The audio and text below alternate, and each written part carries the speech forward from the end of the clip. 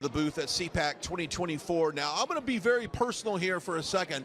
There's certain people that come in your life that are crucial to your success. My next guest has been such that. Chris, CEO of Rumble. And pronounce your last name, Pavlovski, right? You got it. I got it. There you go. I wanted to make sure I did that. But anyway, Rumble has been such a strategic partner with Right Side through some very difficult censorship times. And one of our previous segments, I talked about how we struggled with the big social media platforms not allowing certain content on their platform, giving you strikes, taking you off.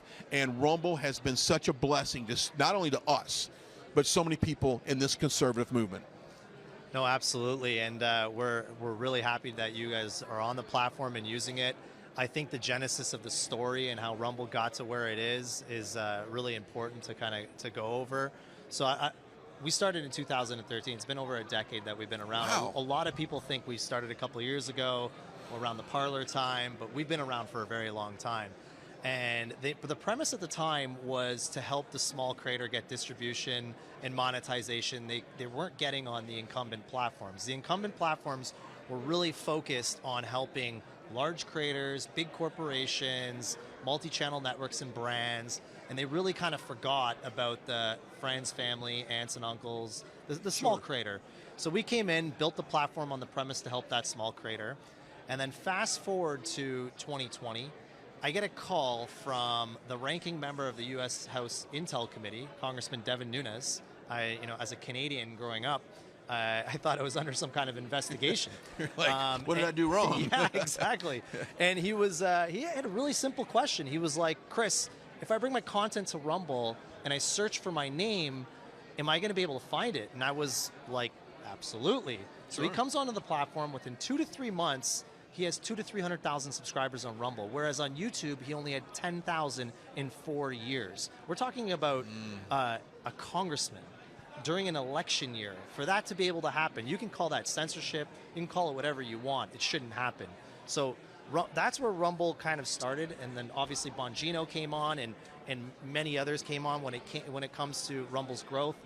Now we're a public company with a multi-billion-dollar valuation on the NASDAQ, and we're supporting companies like you on our platform and making sure that you guys are able to reach your audiences. I remember the one particular broadcast we had. We were in New York City.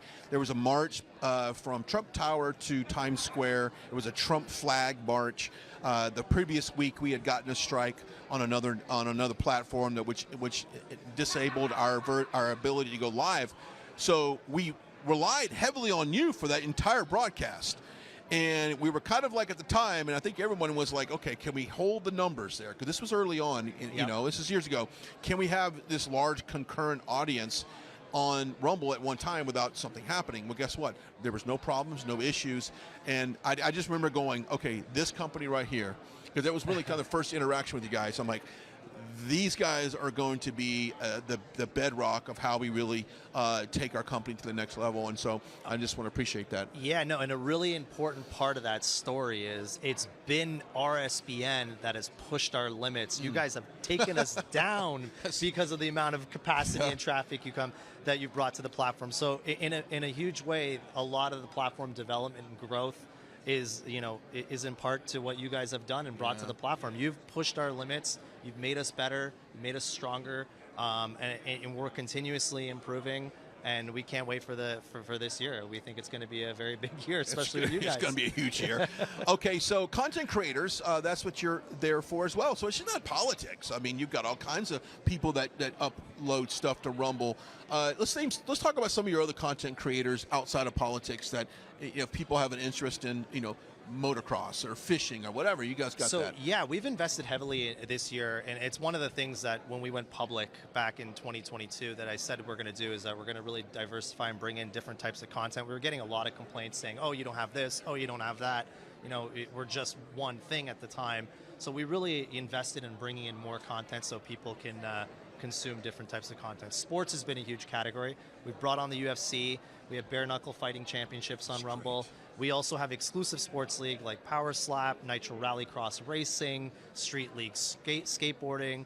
We just recently brought on the entire portfolio of Barstool Sports onto the platform. And we even have streamers. The largest streamer on YouTube, iShowSpeed, and the largest streamer on Twitch have a show on Kai Cenat, have a show on Rumble as well. So we're a lot more than just politics. We've invested a lot in various different categories. And I think that's been very helpful for the platform. My oldest son kind of works in the entertainment business. He works with some influencers. And I remember him telling me, Dad, are you on Rumble? And he discovered Rumble through some people that he does work with outside of politics. It has nothing to do with politics. Yeah. And I thought it was really interesting how these content creators out in Los Angeles are all of a sudden they're all gravitating to Rumble. Yeah, if you ask someone that is under 25 years old, they don't look at us as political at all. In fact, it's a completely different realm. If you ask someone that's like on the older side, like 35 plus, like my age, they'll think we're all politics. So it depends on which demographic you're talking to. You'll get a different answer of what Rumble is. That's but great. like we really have reached into a whole different categories of audiences as of recently. I love it because you just backed up my point. I love that. Okay, let's talk about your studio here in DC. It's great. I was there for the opening of that DC. Everyone was there. It was a great event. Don Jr., Kimberly Guilfoyle was there as well. Matt Gaetz was there. Let's talk about why did you open it in DC and what is who is it intended for? Like who can use that studio? So the studio is for all creators that are on Rumble. We wanted to make it, one of the things that we've done, and we noticed in Miami it worked really well, we opened up a studio there, people started using it. A lot of people don't have the facilities and don't have the podcasting capabilities to create a professional environment for their content, and we noticed that it was in such high demand in Miami, and a lot of people in the DC area were requesting the same thing. So we now have an office here, we now have a studio here, and now that studio is open to anyone that's on the platform on Rumble to be able to use and be able to produce, if they don't have the capabilities of producing a high quality show, they can now use their studio to do that.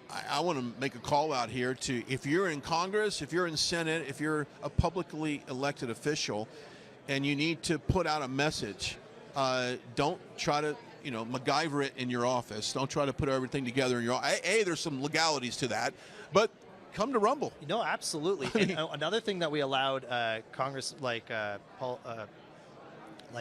and senators and presidential candidates to do is that you can now donate to the campaigns through the platform. So That's interesting. Yeah, so it's a new feature that we recently launched.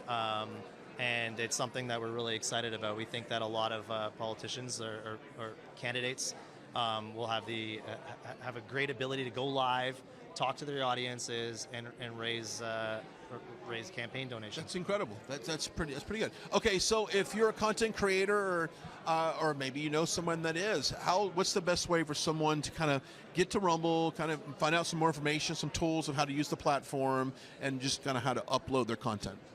Yes, I would say if you're a consumer and you're looking to watch content, the Rumble app is available on LG TVs, Roku TV, Apple TV, Samsung TV, Android TV, Fire TV, you name it. We're on all the TVs. We're also available on the Android and iOS phones. You can download the app and consume from there. If you're a creator, we now have the ability, you can now go live straight from your phone using the Rumble Studio.